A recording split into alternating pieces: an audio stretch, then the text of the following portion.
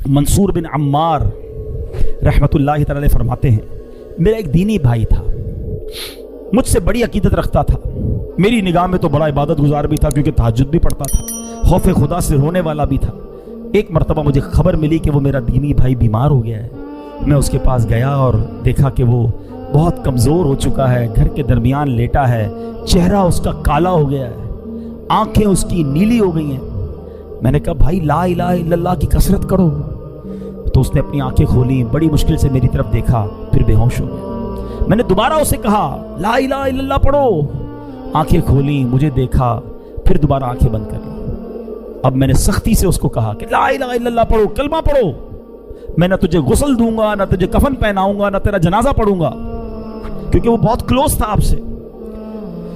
तो बंदा पता क्या कहता है, कहता हुजूर मेरे और कलमे के दरमियान रुकावट खड़ी कर दी गई है। मैंने कहा ला हौला वला कुव्वता इल्ला बिल्लाह, तेरी नमाजें किधर गई, कहां गए रोजे, वो तहज्जुद, वो रातों की दुआएं किधर गई? तो वो कहता है ए मंसूर, मैं ये सारे काम तो करता था मगर अल्लाह की रजा के लिए नहीं करता था, मैं लोगों को दिखाने के लिए करता था। मुझे तहज्जुद गुजार कहा जाए, मुझे इबादत गुजार कहा जाए, मुझे नेकूकार कहा जाए, मैं लोगों के लिए करता था। तन्हाई में जब होता था ना अकेले में, तो दरवाज़ा बंद करता था तो खूब गुनाह करता था, शराब पीता था, बेहयाई करता था, बदकारियाँ करता था। एक बार जब मैंने बहुत नाफरमानी की तो मैं बहुत बीमार हो गया, मुझे अपने बचने की उम्मीद नहीं रही। मैंने कुरान खोला, अल्लाह से माफ़ी मांगी, अल्लाह माफ़ कर दे। बहुत रोया, पढ़ते पढ़ते अल्लाह से माफ़ी मांगी, अल्लाह करीम ने मुझे शिफा दे दी।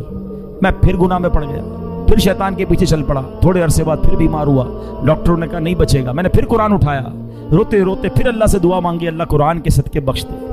अल्लाह ने फिर करम किया, मुझे शिफा नसीब हो गई। ए मंसूर में फिर बाज नहीं आया। जब शिफा मिलती थी तो गुनाह करता था, बीमार होता था तो तौबा करता था। तीसरी बार मैं फिर गुनाहों में पड़ गया, बड़े गुनाह किए।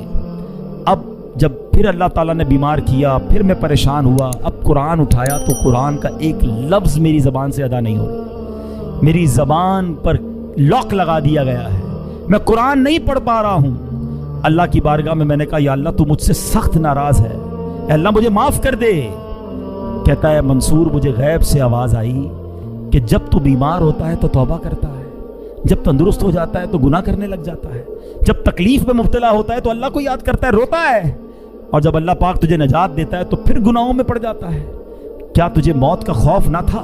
तू अकल रखता है, समझ रखता है, फिर भी गफलत में पड़ा रहा। तूने कितनी बार अल्लाह से वादा किया मगर हर बार तूने वादे को तोड़ दिया।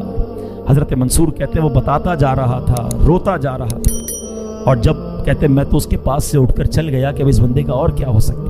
मैं जैसे ही दरवाजे के बाहर निकला, उस बंदे का बगैर कलमा पढ़े इंतकाल हो गया। आज सच बताओ हमारा हाल क्या है? मुश्किल आए। कई लोग मस्जिद में दिखते हैं, हाथ में तस्बीह होती है, सर पर टोपी होती है, को क्या हुआ यार, बस कर्जा बहुत बड़ा हो गया है, नौकरी छूट गई है, घर वाले बीमार हैं, वालिद हॉस्पिटल में हैं, अल्लाह याद आ गया है, मस्जिद याद आ गई है। जिधर वो मसला हल हुआ, जिधर वो प्रॉब्लम खत्म हुई, बंदा ही भाग गया मस्जिद से दूर। क्या इसलिए अल्लाह की इबादत है? अल्लाह तुम्हें इसलिए याद आता है कि जब मुश्किल आए तो रब याद आया, और अल्लाह ने आसानी दी तो उसी की नाराजगी वाले काम मत करो मेरे प्यारे इस्लामी भाइयों। ऐसे खुशी में भी रब के साथ रब की रहमत को पुकारते रहो, इबादत करते रहो। और अगर कोई तकलीफ और कोई आजमाइश आ जाए फिर भी हम अल्लाह का दर छोड़ के किधर जाएंगे? उस करीम के सिवा हमारा कौन है?